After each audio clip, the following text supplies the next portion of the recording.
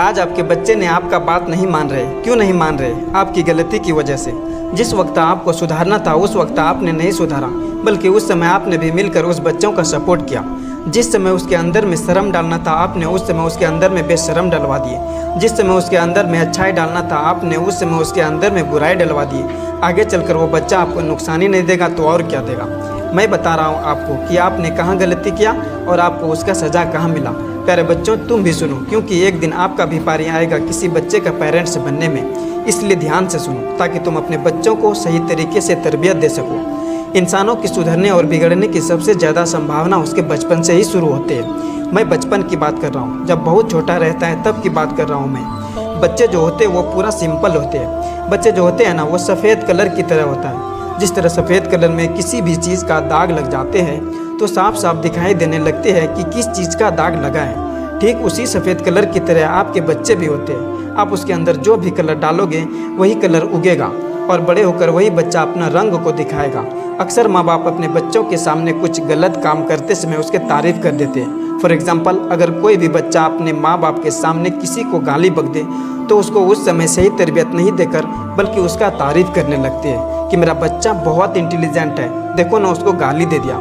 जब भी बच्चा अपने माँ बाप के सामने डांस करने लगते हैं तो वही माँ बाप उस समय सही तरबियत नहीं देकर बल्कि उस समय उस बच्चों की तारीफ़ करने लगते हैं कि मेरा बच्चा मस्त डांस करते हैं। आप याद रखना, आपके बच्चे ने जो डांस किया और आपने जो तारीफ़ की तो उसने जो डांस किया तो किया, लेकिन वही बच्चा बड़े होकर आपको भी डांस करवा देगा।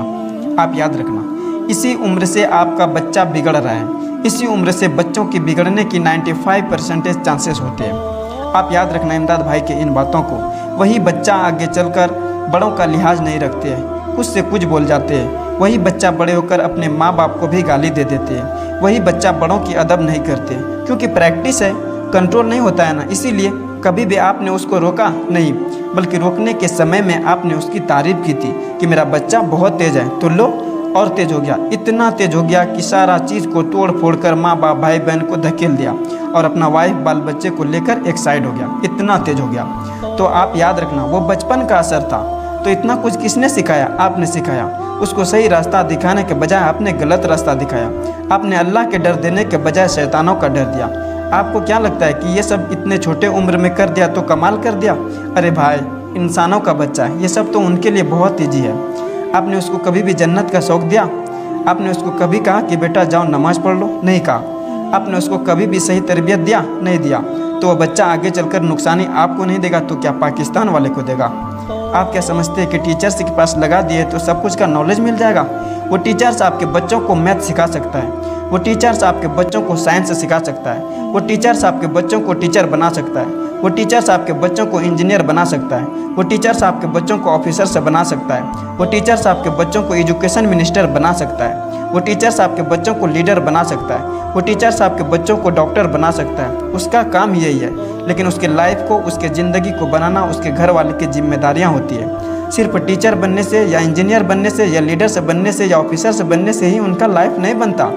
मैंने देखा कि बेटा टीचर है और माँ बाप परेशान है दर्द की वजह से और उनको डॉक्टरों के यहाँ ले जाने वाला कोई नहीं मिल रहा है। मैंने देखा कि बेटा डॉक्टर है और उनके माँ बाप सही से खाना नहीं खा पा रही है और उनको खिलाने वाला कोई नहीं मिल रहा है। मैंने ये भी देखा कि बेटा बिजनेसमैन है और उनके माँ बाप खून के आंसू रो रहे थे। वाह रे ज़िंदगी, ऐसा तो दुनिया की खेल है। यहाँ पे जितने भी यंगस्टर्स हैं, जितने भी नौजवान से लेकर बच्चे तक बैठे हुए हैं, मैं सबको कह रहा हूँ कि अगर इमदाद भाई के पास आए हुए हैं तो कुछ ले कर जाना, खाली हाथ मत जाना। आपको कुछ अलग करना है, कुछ हटकर करना है। अगर आपको कुछ अलग करना है तो सबसे पहले अपने हौसलों को स्ट्रॉन्ग बनाना पड़ेगा, अपने हौसलों को मजबूत बनाना होगा। हौसलों से बहुत कुछ मिलते हैं मेरे यार, बहुत कुछ मिलते हैं। तो हौसला आप बनाओगे ना इंशाल्लाह? तो चलिए, काफ़ी समय हो गया है, अब मेरे को महकमा भी निकलना है। इंशाल्लाह याद रहे तो नेक्स्ट स्पीच में मिलते हैं। ओके।